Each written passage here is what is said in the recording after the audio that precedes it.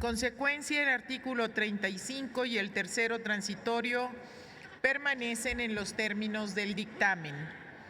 Tiene la palabra el senador José Erandy Bermúdez Méndez, del Grupo Parlamentario del Partido Acción Nacional, para presentar una reserva al artículo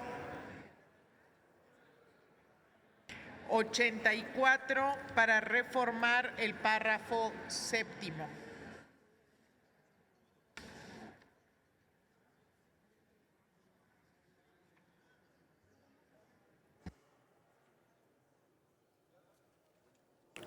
Muchas gracias, senadora presidenta. Compañeras y compañeros, en este acto vengo a proponer una reserva al artículo 84 de este dictamen emitido.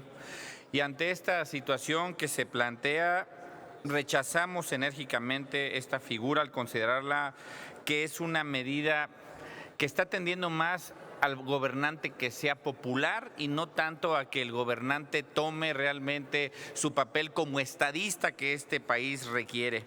Queremos que el presidente López Obrador se dedique de tiempo completo a su función pública por la cual fue electo.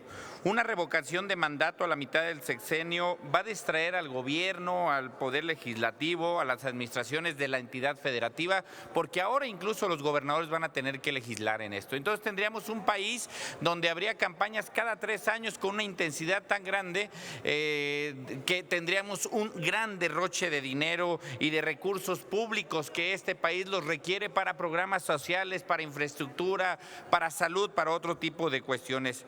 Porque darle una herramienta, tenemos esa precaución de poder decirles a todos y cada uno de ustedes qué queremos realmente como país. Y en muy pocos países es reconocida en el ámbito federal la figura de revocación de mandato en los términos que lo estamos planteando, esencialmente porque vulnera procesos democráticos establecidos en la elección de mandatarios y demás, trastoca el ejercicio pleno del gobierno al impedir que se generen realmente políticas públicas para promover un desarrollo, una educación, un crecimiento. El centrarse en campañas políticas electorales es lo que nos va a estar distrayendo como país. Legislar pensando en el beneficiario directo suele derivar siempre en malas leyes, precisamente porque no se piensa a futuro y en el impacto sobre otros personajes, sino en el efecto inmediato.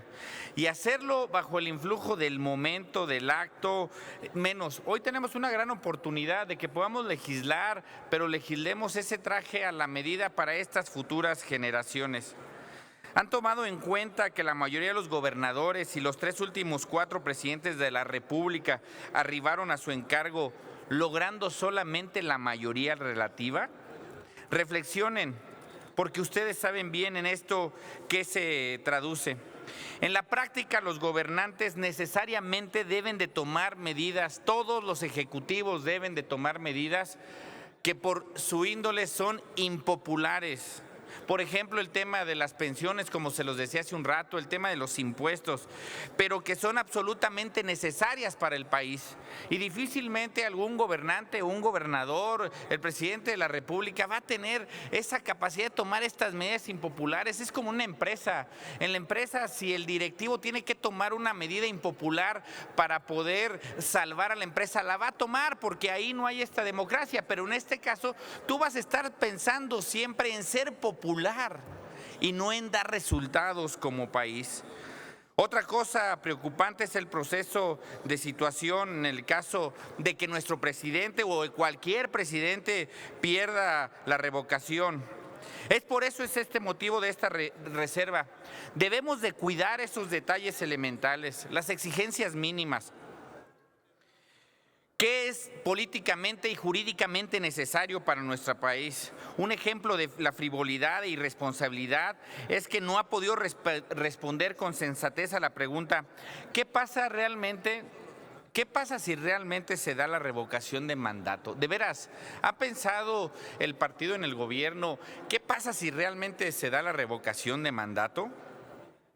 Pues para pretender organizar elecciones, tendríamos que organizar elecciones en 60 días, nuevamente con campañas presidenciales, impresión de boletas, instalación de casillas y sobre todo capacitación de funcionarios electorales y sobre todo un gran derroche nuevamente de recursos públicos. Si buscamos de veras empoderar al ciudadano, se los vuelvo a decir, a través de posibilitar esta revocación, vamos a discutir la discusión de la creación de ese régimen parlamentario que realmente representa al ciudadano, con una moción de censura que se necesita o de confianza al mandatario para lograr una reforma constitucional a la que le dé más voz a la gente, que sea de donde el país pueda ser del centro, del sur, del Bajío, del norte, realmente que nos permita al ciudadano tener la tranquilidad que el gobernante en turno va a poder trabajar en problemas de seguridad, de economía, de salud, de empleo, y no un esquema que lo único que va a alentar es alimentar a la masa de apoyadores y matraqueros para poder aumentar la popularidad del gobernante del turno que no quiere salir de este esquema en la revocación de mandato. Entrémosle, compañeras y compañeros, a este debate de la revocación. A través de esta reforma constitucional que habrá un paso al régimen parlamentario, como bien lo propuso la izquierda mexicana en los 80s y 90s, con un gran debate y con grandes argumentos del por qué tendríamos que llegar realmente a esa parte. Bueno, hoy que ustedes están al frente, retomen ese gran debate que en los 80s y 90s dieron en el Parlamento, dieron en la Cámara de Diputados, dieron en la Cámara de Senadores, para realmente hacer realidad eso que tanto tiempo dijeron de cómo pudiéramos ayudar al ciudadano a que tuviera esa representación. Dicho lo anterior, pongo a su consideración que se modifique el artículo 84 del dictamen para señalar que cuando se produzca la falta del presidente de la República por revocación de mandato, quien asuma el cargo de presidente sea quien ocupe la presidencia del Senado de la República. Y además se convoque a elecciones extraordinarias dentro de los 60 días siguientes.